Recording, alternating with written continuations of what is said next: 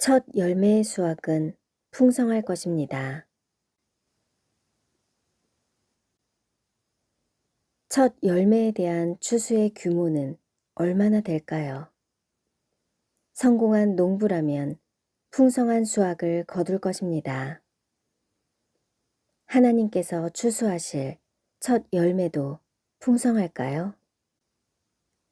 처음 익은 열매의 두 무리는 교회 역사의 순교자들과 살아있는 자들 중에 정결한 신부로 준비된 무리입니다.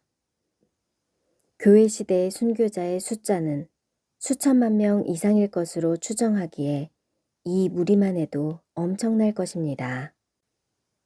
그리고 주님은 가장 세계 인구가 많은 마지막 세대의 살아있는 자들의 추수에도 큰 관심을 가질 것입니다.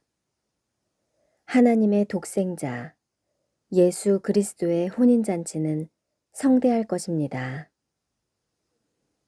물론 정확한 숫자는 우리가 알 수 없습니다. 일부에서는 아주 적은 수라 하고 또 다른 의견은 그 숫자가 많을 것이라 합니다. 두 가지 견해 모두 더 분투하여 준비하라는 격려의 메시지로 이해합니다. 순교자들은 자신의 목숨으로 그들의 신실함을 증명했는데 신부들은 무엇으로 증명해야 할까요?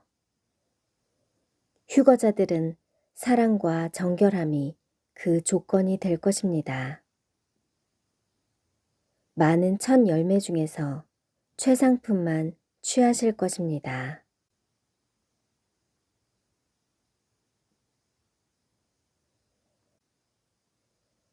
정확한 숫자는 모르지만 성경에 상징적으로 암시한 숫자는 있습니다. 처음 익은 열매로 기록된 14만 4천 명은 상징적인 숫자로 알려졌습니다. 그들의 정체에 대해서는 많은 견해가 있지만 처음 익은 열매는 휴거자들을 의미합니다. 가장 많이 알려진 견해는 12 곱하기 12 곱하기 1000이지만 감추어진 숫자입니다. 열처녀 비유에서는 절반의 법칙이 적용되고 두 사람이 일을 하는 도중에 데려감을 당하는 비율도 절반의 법칙입니다. 주님을 기다리는 사람들의 소망은 혼인잔치에 초대받은 손님들이 가득하게 차는 것입니다. 성대한 혼인잔치가 될 것입니다. 첫 열매의 추수는 위대할 것입니다. 물론 이것은 우리의 소망이 실린 기대사항입니다. 다만 우리는 방심하지 않아야 합니다. 세상의 신으로 숭배되는 바알에게 무릎 꿇지 않고 세상을 사랑하지 않은 정결한 자들이 은밀하게 준비되고 있습니다. 어린 양의 피로 씻어 그 옷을 정결하게 하며 아름다운 삶으로 열매를 맺은 자들이 그 거룩한 무리에 포함될 것입니다. 정결함이 없으면 주님을 만날 수 없습니다. 우리가 신부된 자들이라면 이 추수를 위해 힘써 일해야 하며 더 많은 사람들이 끝까지 견디어내도록 격려해야 할 것입니다. 그날에 얼마나 대단한 영광과 흥분에 휩싸일 것을 상상하여 보십시오. 드디어 주님의 얼굴을 볼 것입니다. 순간적으로 우리가 영화로운 몸으로 변화될 것입니다. 그 감격을 생각하면 현재의 고난과 노고는 능히 참아내야 합니다.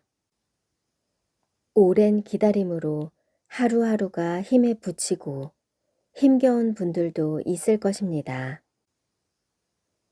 사랑하는 주님께서도 그의 신부들이 결승점을 통과하기를 원하시며 떨어져 나갈까 얼마나 노심초사 바라보고 있겠습니까? 그러므로 우리는 전력 질주로 이 상황을 통과해야 할 것입니다. 간절한 기도를 계속하고 오직 주님을 주시하며 그분과 동행하는 것으로 우리는 이 힘겨운 상황을 극복할 수 있습니다. 주님께서는 너희가 그날을 모르기에 깨어있으라 말씀하셨습니다. 그날을 알고 있더라면 오래 참으며 기다릴 필요가 없었을 것입니다. 약삭빠르게 그날 언저리에 반짝 깨어있으면 될 것이지만 그리스도의 신부로 준비되는 것이 그렇게 하면 충분하게 기름을 준비할 수 없다는 것입니다. 그것이 어리석은 처녀들에게 주는 경고입니다. 지금이라도 제발 신신당부하신 주님의 음성에 순종하여 자신을 준비해야 합니다.